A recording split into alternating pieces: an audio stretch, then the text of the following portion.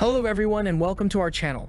Today we are going to take a look at various approaches and reactions to the 2012 phenomena.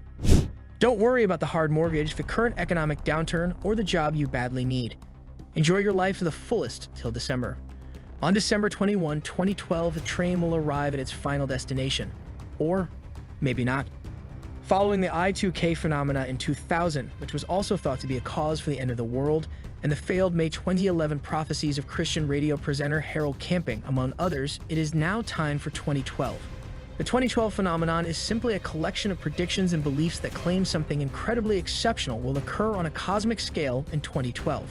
The vast majority of such statements are based on various interpretations of an ancient Mesoamerican calendar. The now famous Maya Long Count calendar concludes a 5,125-year cycle on December 21, 2012. Many people believe that the end of this cycle is linked to astronomical occurrences, which will have an impact on Earth. In general, these interpretations represent two separate points of view. On the one hand, there are New Age movements that think the end of the calendar marks the beginning of a new era of human spiritual enlightenment. These movements believe that we are on the cusp of shifting to a new sort of human consciousness, leaving behind an age of decline. This theory is based on the Maya calendar and its concept of the world ages, but it goes beyond that by drawing parallels with other ancient societies such as beliefs found in Vedic traditions. On the other hand, proponents of the doomsday scenario claim that the winter solstice will be synonymous with catastrophe. The causes of such gloom and despair are extremely diverse.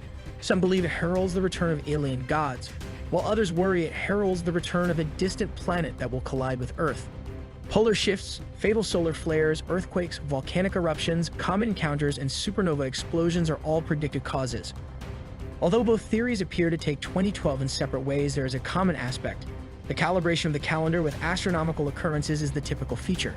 The Maya calendar, among other sources, is used by both New Age movements and doomsayers to make their forecasts. The deciding factor, though, is that they all believe that the calendar is inextricably linked with alleged cosmic alignments.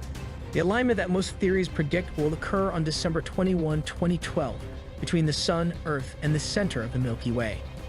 Whether it heralds disaster or causes dimensional consciousness alterations, the majority of 2012 believers place great emphasis on this alignment and regard the Maya calendar as a countdown to this event. The end of the world phenomenon would be incomplete without adequate coverage. The media has focused their attention on the gradual passing of 2012 all across the world. Since 2005, the Discovery Channel and the History Channel, for example, have aired a series of programs about the end of the world in 2012. These apocalypse shows are extremely popular, and these channels are profiting from them.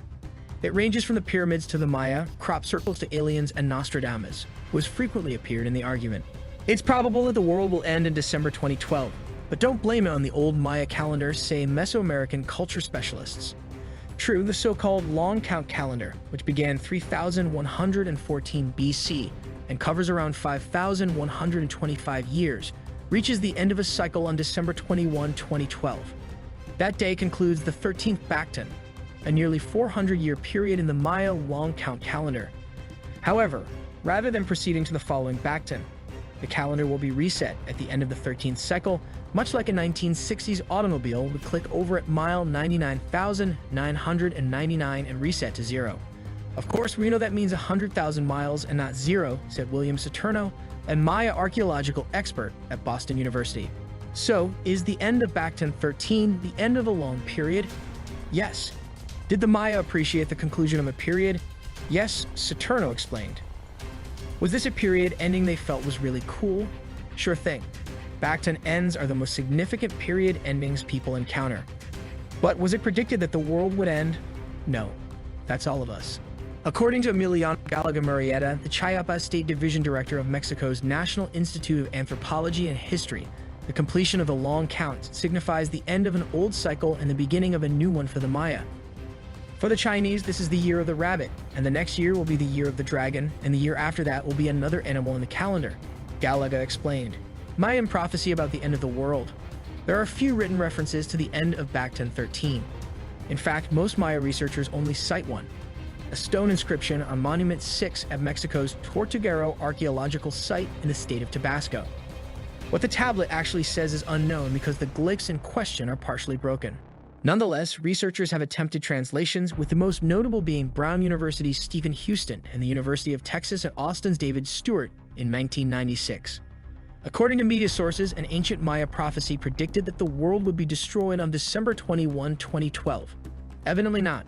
From the outset, the whole thing was a misunderstanding, says Dr. John Carlson, director of the Center for Archaeoastronomy.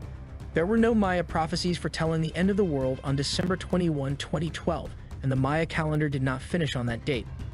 Modern science concurs. NASA scientists recently convened in a Google Hangout to share their findings with the public. According to Don Yeomans, the leader of NASA's Near-Earth Object Program, no known asteroids or comets are on a crash trajectory with Earth. Neither is there a renegade planet on its way to destroy us. If there was anything out there that looked like a planet heading for Earth, NASA astrobiologist David Morrison said it would already be one of the brightest things in the sky. It was visible to everyone on the planet. You do not need to consult the government, simply go out and look. It isn't there. The sun, according to Leka Guhathakurta, director of NASA's Living with a Star program, is also not a hazard. Let us know what you think about this. With this, we conclude our video. We appreciate you helping us keep it going by watching. The best way to support our channel is to watch another episode. Thank you for tuning in. To ensure that you never miss an episode, please subscribe to the channel.